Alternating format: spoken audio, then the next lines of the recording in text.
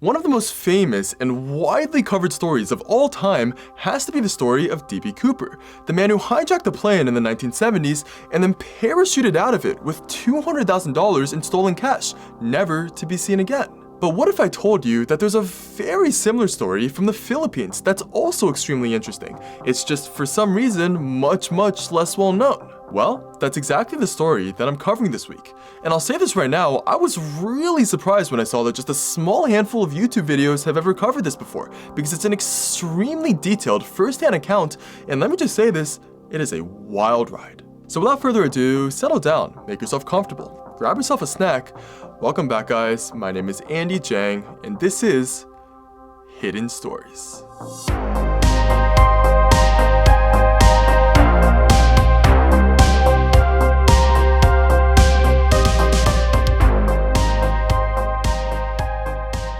On the afternoon of May 25th, 2000 at around 2 p.m., Philippines Airline Flight 812 departed from the Davao International Airport in Davao City, Philippines, on its way to the capital city of Manila.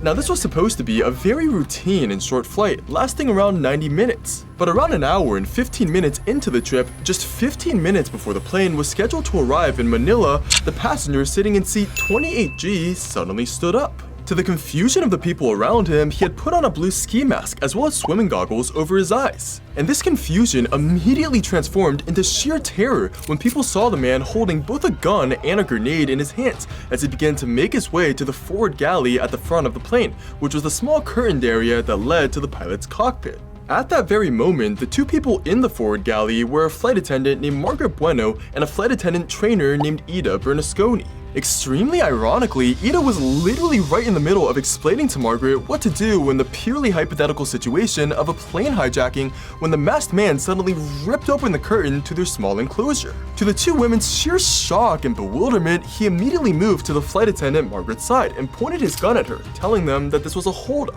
And when the man forced Margaret to stand up and began pushing her towards the cockpit door, demanding access inside so that he could talk to the plane's pilots, the trainer Ida, realizing that he wasn't paying any attention to her, instantly leapt up and started running.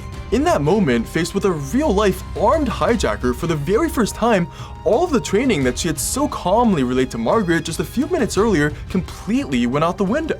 The only thing she had on her mind was to find the other flight attendant trainer that she'd come with, a man named Francis Cabell. You see, they had both been tasked with boarding this flight to perform a routine competency check on the flight attendants, but since Francis was more senior than her, he had been assigned to be the head of the cabin crew. And since Francis was a lot more experienced than her, Ida, who was panicking, hoped that he would know what to do and how to save them all. But when Ida finally found Francis at the back of the plane and quickly told him about the hijacker and what had happened, to her horror, he just froze. For a couple seconds, Francis was so struck with terror and disbelief that his brain almost just refused to process what was happening. This was something that was so impossibly rare, something that was every flight attendant's worst nightmare, and now it was happening to him on his plane, and he just couldn't believe it. For those couple of terrifying seconds, he was completely unresponsive. It was almost like he had completely lost it. But to Ida's immense relief, despite his palpable fear, Francis seemed to realize that he was responsible for the plane and its passengers, so he quickly pulled himself together. He went and gathered all the crew members who were still in the back areas of the plane and informed them about the situation. He told them not to panic and instructed them to help watch over the passengers while he went to try to help out with the hijacker in the front. Although Francis probably didn't feel brave at all, as the leader of all the crew members, he knew that he had to look brave for them, so he tried his best. And with a deep breath, he began to make his way to the front of the plane.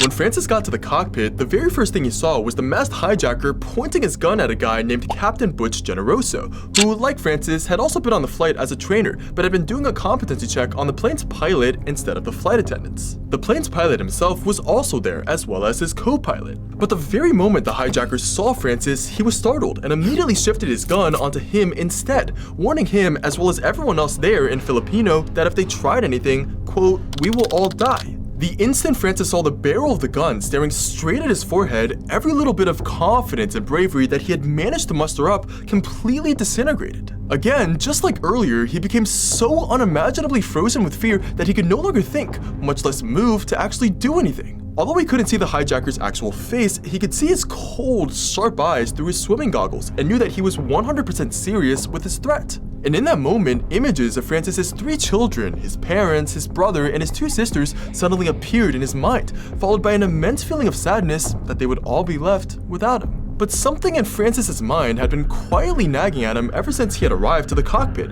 and he finally realized what it was. If the hijacker's only goal had been to just kill them all, he would have done so already, but so far, he hadn't actually hurt anyone yet. As such, Francis realized that there had to be something this guy was after, something he had to want, to risk everything and do something so insane as hijacking a plane. And since Francis also remembered detecting a familiar, unique accent when the hijacker had spoken, very similar to the accent his Cebuana mother used, he decided to take a risk. As all of these sudden thoughts snapped him out of his mentally and physically frozen state, Francis managed to get a few words out to the hijacker in the Cebuano language, telling him, "You're my brother, don't let anything bad happen to our flight, don't hurt anyone, tell me your problem and I will help you." To Francis's immense relief, his gut instinct had been right. After a short pause, the hijacker replied back in fluent Cebuano and told him that he needed money. Francis quickly assured him that if that was his problem, he would help him. He reached into his pocket, pulled out his wallet, and took out all of the cash bills from inside. He told the hijacker that although this was all supposed to be for his children's tuition fees, he was giving it to him instead. And then, to try to further please the hijacker and convince him that he was truly trying to help him, Francis went on the plane's intercom and announced to all the passengers on board that someone was in desperate need of money. He cleverly didn't mention anything about a hijacker, since most of the passengers were still unaware that anything was wrong, and that would just cause widespread immediate panic. Instead, he simply asked for quote-unquote voluntary contributions from anyone who's willing to donate something.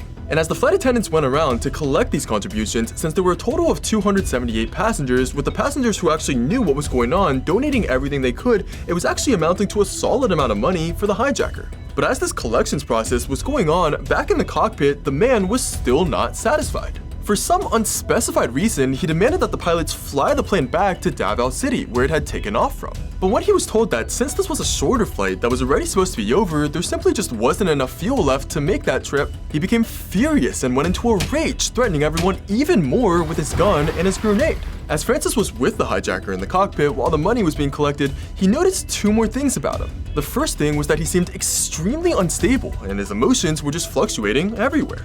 At times, he would flail out in this intense, raw anger, and at other times, Francis would see him crying through his goggles. The second thing was, this man was very clearly drunk. When Francis was close to him, he could easily smell the strong scent of alcohol just reeking from his body. Both of these realizations really worried him. It made the hijacker simultaneously so much more unpredictable and so much more dangerous. And when the man accidentally shot his gun during another one of his fits of rage, sending the bullet flying into a door but miraculously not actually hitting anyone, Francis and the pilots were horrified and knew that they had to find a way to get rid of this guy, and fast. Little did they know that the hijacker himself was actually going to help them. Now, before I continue with the story, this week's episode is brought to you by HelloFresh. A couple days ago, our good friend Eugene, still recovering from his last traumatizing rhinoceros experience and trip to the ER, was having yet another really awful day. He had 15 different Zoom business calls scheduled after his college classes, as well as 6 different projects due the next day because he's a chronic procrastinator. And to make matters even worse, since his chef roommate had recently moved out, claiming that Eugene having a pet rhino was quote-unquote a major red flag, he had to make his own dinner that day as well. But as Eugene was on 4 different calls simultaneously, as well as typing away at a project using his foot and chopping some garlic, just stressed out of his mind, a banana peel suddenly fell from above him and slipped on his hands. Turns out his rhino had just finished her snack and decided to chuck up the peel into the air. Since Eugene was so engrossed with all these things that he was trying to do and so stressed with trying to figure out the recipe he was making, the minute the peel hit him, he jolted, causing his knife to cut deep into his finger. And once again, he found himself in the ER because of his pet rhino. But you see, what Eugene didn't know was that a lot of that stress could have been prevented with HelloFresh, which can get you farm-fresh, pre-portioned meal ingredients and recipes delivered straight to your doorstep. As a busy college student myself, it is so nice when you don't have to worry about grocery shopping or what food you're gonna make today and just get everything planned out for you. It genuinely saves so much time and energy, and HelloFresh recipes are not only so simple and easy to make, taking just 15 minutes, they are delicious and chef-created, and also offer over 40 unique recipes every week so you won't get bored. Go to HelloFresh.com/HiddenStories50 and use code HiddenStories50 to get 50% off plus free shipping. That's 50% off with free shipping at HelloFresh.com/HiddenStories50 using the code HiddenStories50. Try HelloFresh, America's #1 meal kit today. Now let's get back to today's story. A short while after the hijacker had received his money and had calmed down a bit, he demanded that the crew members go bring him his black backpack, which he had left on his seat. When this was brought to him and he began rummaging around inside it, soon pulling out a large homemade lavender parachute, his plan became clear. He was going to try to jump from the plane and get away with the cash. And when the hijacker ordered for someone to place the parachute on him, Francis gladly did. After all, getting rid of this guy was what they had been trying to do in the first place. In Francis's eyes, it seemed like this was what the hijacker had planned to do all along, and at first at least, it seemed like he clearly knew what he was doing. After equipping his parachute, the man asked the pilots to go down to 10,000 feet. A short while after that, he told them to level off at 7,000 feet. Then he said 6,000 feet. He clearly wanted to reach an altitude that would be safe enough to jump from, which made sense. But although the hijacker had planned that part out, it soon became apparent to Francis that this man had never skydived before in his entire life. When they finally reached an altitude that he was comfortable with, the hijacker instructed the pilots to teach him how to jump out of a plane. As the pilots were demonstrating this and telling him what he should do, they were shocked to notice that his homemade parachute didn't even have a ripcord to open itself up during his descent. As such, they just took the small piece of rope that was being used to bind the forward galley curtains and made a quick makeshift ripcord from that, telling the man to pull that after he had left the plane. And after the hijacker had gotten all the skydiving steps down, he ordered for someone to go open the rear door of the plane so that he could jump out. But for a long moment, no one in the cockpit moved. Everyone was thinking the same thing, remembering what they had been warned about over and over and over again in their training, about why no one should ever, under any circumstances, open any door or window mid-flight. They all knew that whoever was going to be the one to open that rear door would likely immediately be sucked out of the plane the moment they did so, killing them. And they all knew basically what the hijacker was asking was for one of them to give their own life to save everyone else. Obviously, none of them wanted to be the one who had to do this, but eventually, Francis volunteered himself. Even though from the very start when he had just heard about the hijacker, all the way up until this point, he had been terrified and just struggling to pull himself together, he somehow managed to be selfless in that moment and knew that logically, compared to the 3 pilots in the cockpit, he was the least important. As such, even though he desperately missed his family and his children, and he desperately wanted to see them again, for the safety of the flight and everyone on board after the hijacker was gone, it had to be him. And mustering up one last bit of incredible courage, Francis went onto the intercom again and announced that the rear door of the plane would soon be opened, and that all the passengers should have their seatbelts tightly fastened and stare down at the floor until they were told otherwise. Following his announcement, Francis began to walk with the hijacker to the back of the plane where the rear door was. With the man's grenade pressed against his neck and gun pointed at his ribs, there was nothing Francis could do to escape the inevitable in front of him. It felt like the longest walk of his entire life, but he eventually did get there. After arriving to the rear door and being given the green light from the pilots to open it, the reality of his situation finally set in, and Francis began to panic. It was the toughest decision of his entire life. If he didn't open the door, everyone would die, but if he did open it, he would likely lose his own life. However, still being held at gunpoint and being urged by the hijacker to quickly open it up, Francis really didn't have a choice by this point. He attached himself to a nearby shoulder harness, desperately hoping that it'd be enough to prevent him from being immediately shot outside. And with the plane traveling at around 265 miles per hour, Francis opened up the rear door.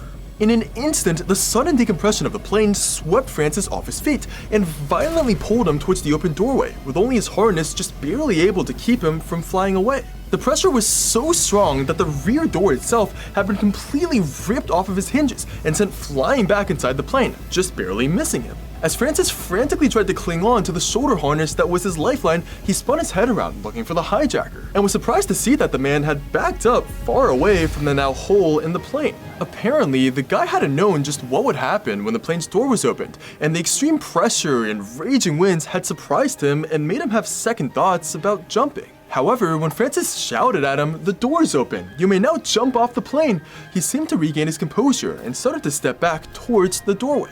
But right as the hijacker was getting close and it seemed like he was soon about to jump, he was suddenly sucked in by the strong winds, immediately pinning his body against the side of the doorway. In an instant, the hijacker's face and chest were now pressed up against the outside of the plane, while the rest of his body was pressed up against the inside. When Francis saw the man now folded in half and stuck firmly in place from the pressure while still holding his grenade, he suddenly became afraid that it would explode. As such, almost on instinct, he leaned in and gave the man's legs a hard shove, dislodging him and sending him flying out of the plane. And as Francis staggered back to safety in the main passenger cabin of the plane with the help of a few other flight attendants, he flashed a drained thumbs up to the other members of the flight crew, indicating that everything was now finally over. As news of the hijacker leaving the plane spread to the rest of the flight crew and the pilots, no one really celebrated or cried in relief. There was this heavy cloud of numb, stunned silence in the air, rather than any feelings of joy. Even though the hijacker was gone, there was still the worry about whether the plane would even have enough fuel to descend after having been forced to stay in the air for so long. So no one was really talking to one another. Everyone was just hoping that they'd be able to make it to the ground in one piece. Luckily, there was just barely enough fuel left. And around an hour after the hijacker had stood up and made his presence known, the plane finally landed safely at the Centennial Airport in Manila, with all 278 passengers, 3 pilots, 9 flight attendants, and 2 flight attendant trainers on board, safe and uninjured. Upon arrival, Francis Cabell, as well as Captain Butch Generoso, who was the plane's lead pilot and who also played a major role in calming the hijacker down, were declared heroes. When Francis finally returned home, he kept on hugging his children, crying and laughing with them for over an hour, just grateful for life. Afterwards, he went to mass and confessed to pushing the hijacker, worrying that he had sinned, but was reassured by the priest that he had not done anything wrong. Later that night, Francis then went out bar hopping with some buddies to get some well-deserved relaxation. When his friends heard about his story and what had happened, they gave him the nickname Mr. Pusher. In the days following the hijacking of Philippine Airlines Flight 812, a massive investigation was launched to search for the hijacker, who was identified as being a man named Reginald Chua.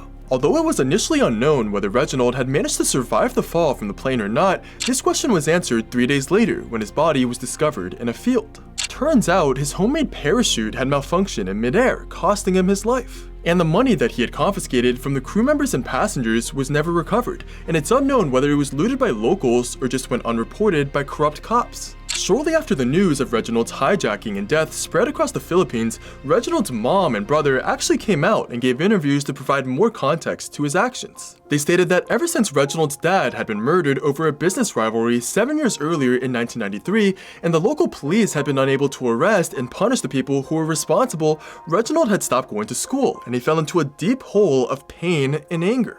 Over the years, as his dad's murderers continued to wander around as free men in their town, these feelings of pain and anger only got worse. And when recently, Reginald's wife cheated on him with a local police officer and then ran away with that officer, taking Reginald's kids with her, this was the last straw for him. He became even more broken and unstable than before, and he also became determined to move his mom, him, and his brother away from their current community as soon as possible.